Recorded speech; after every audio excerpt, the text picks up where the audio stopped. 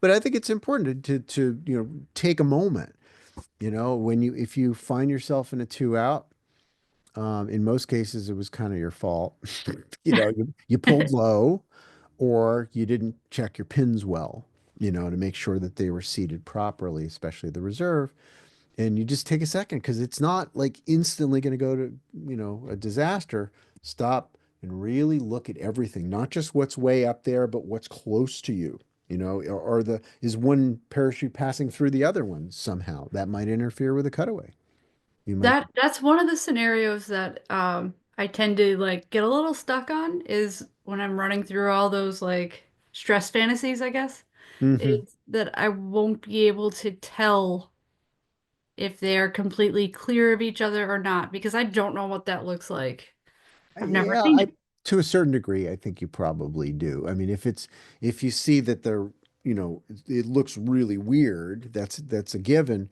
It's Yeah, I mean, if when you think about the risers, when you cut them away, the slider is the concern, right? Because that could wrap around Mhm. in some instances. But if you really look at the stats and how often that's actually happened, it'll make you feel better immediately because it doesn't happen very often. And when there's two out, either they go with the training of just leave it alone, right?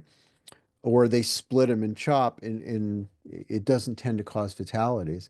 The more likely situation is when you're in a side by side, and then you get below 1,000 feet, and you do some sort of a maneuver, and put it in a downplane, or turbulence causes them to go to the downplane and oppose each other. But my friend JJ Johnson did a lot of those test jumps. And he said, honestly, most of the time it was no big deal. Even if it was a main that was a gliding ram air canopy and a round reserve, either way, it's actually was pretty tame. It wasn't a big deal. He said the only time that he really was kind of scared in those test jumps is when he unstowed the toggles on one of the canopies and released it to full flight. That's a no-no, right? Because now you have two canopies that want to go at different speed, and that they'll fight each other in any number of ways. But he said, yeah, they basically, as soon as he did that and just sort of, let it go just to see what would happen. That's what test jumpers do. And he said it just, they were trying to kill each other, both canopies. They were just ramming into it and doing all kinds of crazy stuff. But if you leave them in the same configuration, with the brakes locked, doing nothing is usually okay, usually. But I still feel, that, okay, that Canada has gone in this direction. A number of the Navy groups that I've worked with have gone in the direction of deliberately parting the canopies. And of course you got to break the friction, right? Because they're probably pushing against each other. So the canopy that's in the back needs to be pulled off so there's no friction anymore with just, I would suggest gentle rears, but that was the debate I was having with Scott. He said, I remember your PowerPoint, and it very specifically says when the brakes are still stowed, may exhibit significant oversteer. And I still have that slide because it still is true. Um, but I said, yes, I hear you. He's like trying to use my own argument for why you should unstow the brakes, leave your hands down, and do the maneuver that way. And I said, yeah, I hear what you're saying. But number one, with two canopies out, you're going slow, right? So that oversteer thing is not likely to be the case. For most people, an inch or two of rear risers isn't going to stall it, if you're tender with it. So that's not that big a deal. My concern would be, all right, so I look up at the situation. All right, I'm gonna unstow the brakes on one of the canopies, add a little extra to break the connection between the two, offset them to a side by side. Now what? Now I have to let go of those brakes to go to my handles. Now I've got a big problem. Right now, potentially, I could have an entanglement induced by the fact that I popped the brakes. So I still feel like leave those yellow loops alone if you got two out. Yeah. And all I'm saying this stuff based on what I know of parachutes and having tried a bunch of different things, but I haven't had two squares out where I released the brakes on one. I'm just going to trust JJ Johnson. You know what I mean? He saw it. He said it was terrifying. He said it was one of the most scary things he's ever seen in skydiving. Um, so I'm going to take his word for it. You know what I mean? If somebody goes, here, my finger smells bad, don't smell it. Just leave it. Trust them. Trust them. Yeah. So anyway, there's a lot there that I think we have to just keep talking about. Pilot shoot and tow. We need to keep talking about it. I think we will still have a division of philosophies with that one.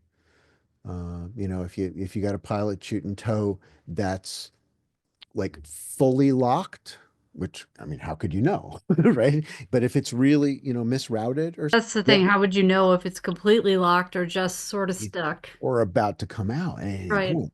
And that's why I have, sort of changed my thinking from just preaching the party line that USPA has always taught, and basically suggesting reverse order reserve procedures because I've also seen what happens when you're in terminal velocity free fall and you just pull the cutaway handle. It might be fine depending on your riser covers and luck of the draw. They might remain mostly stable and just the three rings flip up and you're okay. But what if it comes out? Where does it go? Do that test, right? Like with everything in there, you pull the cutaway handle and just simulate the relative wind. If a riser cover was to open, that main riser is dangling right in front of your reserve bridle, and it's you know what deployments look like if you do it in slow mo. It's chaos. So, do I feel lucky? I think under that circumstance, personally, it makes a lot more sense to just be very, very stable, have, a nice body position as you fire your reserve, go back into a nice body position. As soon as you feel the load on the lines on your reserve parachute, just chop it. Just cut away. It may not go anywhere. It might just stay there for the rest of the jump. Or the main might then get um, released because the reserve is gone. The dynamics of tension across your rig change, relaxing the fabric. And now, if it was simply pin tension, or even just, you forgot to cock your pilot chute, it's still just the bridle drag under that situation where the reserve is gone and everything goes soft. Yeah, the main's probably going to go at some point. Maybe not right away, but soon. So I don't want to be attached to it. So I'm So proposing, I just want to thoughts make based sure on I my have current logic. the right consensus. So if we feel like it's totally locked, I mean, if you're absolutely certain, but I don't know how you could be. yeah, that's the thing. So in that case, I say fire the reserve first. That's my suggestion as an experienced Oh, jumper. that's what I was gonna ask. So once you've gone straight to reserve, you've got your reserve overhead, and then maybe that main gets jostled loose. Yep. Are the odds pretty decent that it's gonna entangle with the already inflated reserve? I don't know how those act at all. No, no, the odds are still actually in your favor under that circumstance. So the Okay. truth is, maybe you could just wait it out and see what happens. And if the main comes out, then cut away. But how do you know that that's not going to happen at 400 feet? Right. That's what I mean. Like when you cut away and that departing main, you're still odds are pretty good that it's gonna leave you and leave Oh, your yeah. presence at that time. Yes. Okay. Yeah. So Yeah. I think these are all important topics that you can bring up at safety day. Hmm. Let's discuss the pros and cons of taking the free fall time in a pilot shoot and tow to cut away, which it doesn't do anything. It doesn't slow you down. The RSL isn't going to do anything if you're in free fall and just fire the cutaway handle.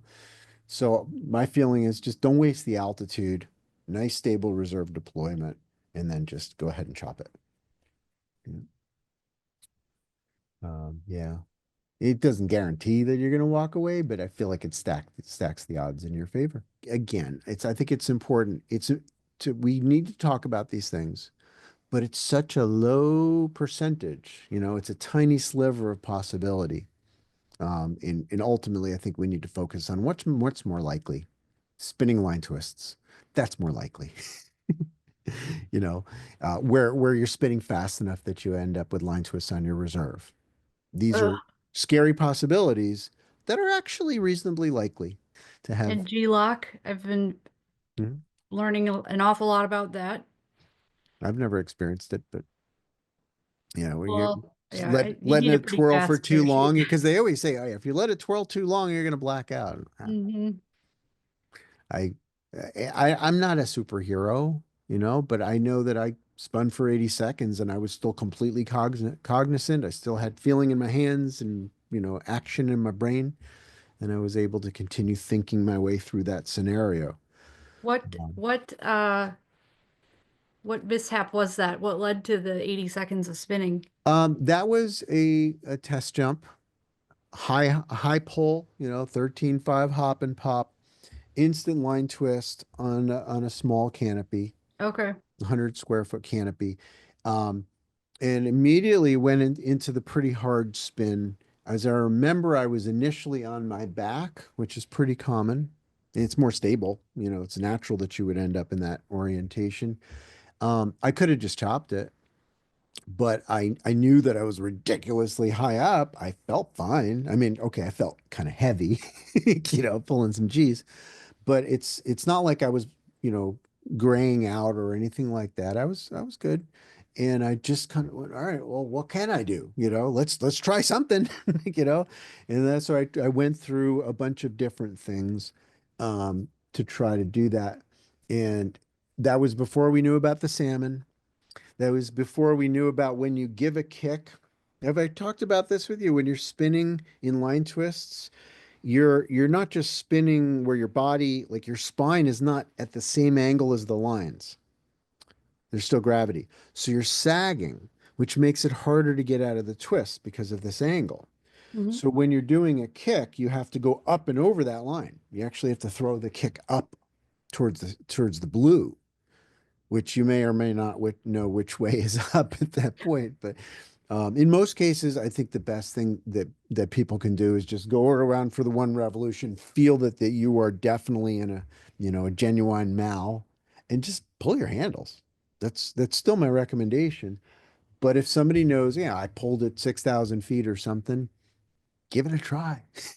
You know what I mean? Give it a try. See if you can, use the salmon, if you can, that twisting of the risers, so you're bringing the line twist down to the three ring, right?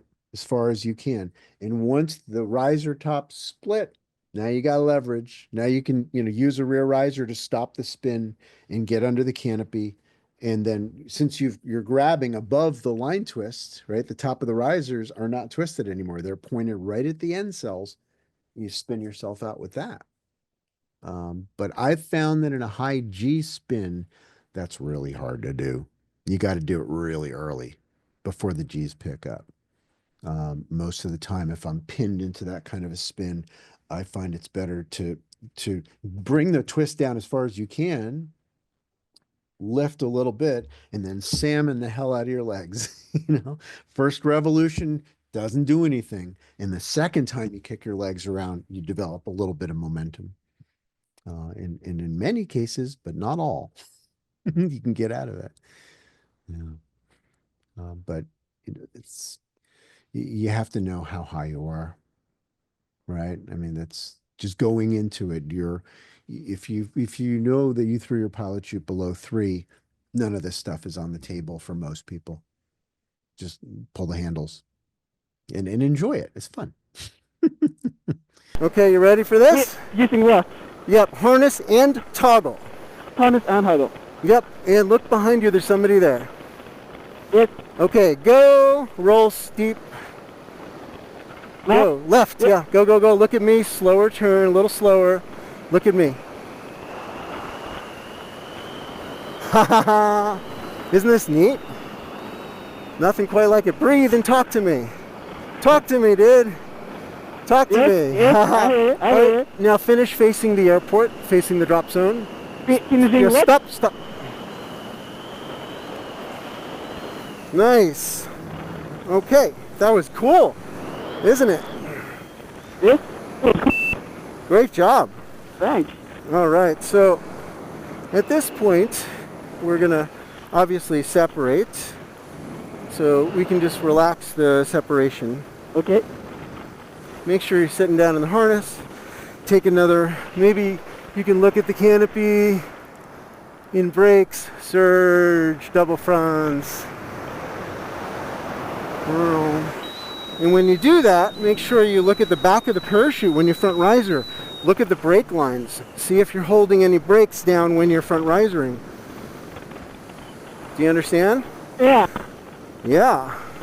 Wow, that's pretty here. Oh, It's so beautiful here. yeah. Oldest town in Norway, huh? What? Oldest city in Norway. Yes, that's right. Wow. I love the castle on the hill. So I just felt a little bit of turbulence at about 1,000 feet. I don't see a lot of wind on the ground, but it's a little crosswind. So keep in mind that you have a little.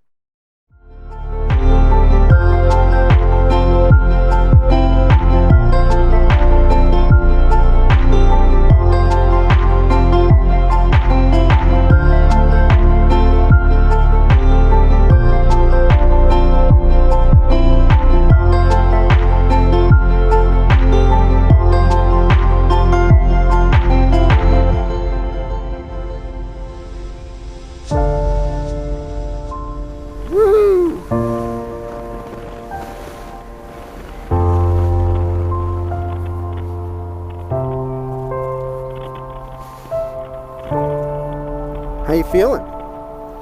You guys breathing big and slowly?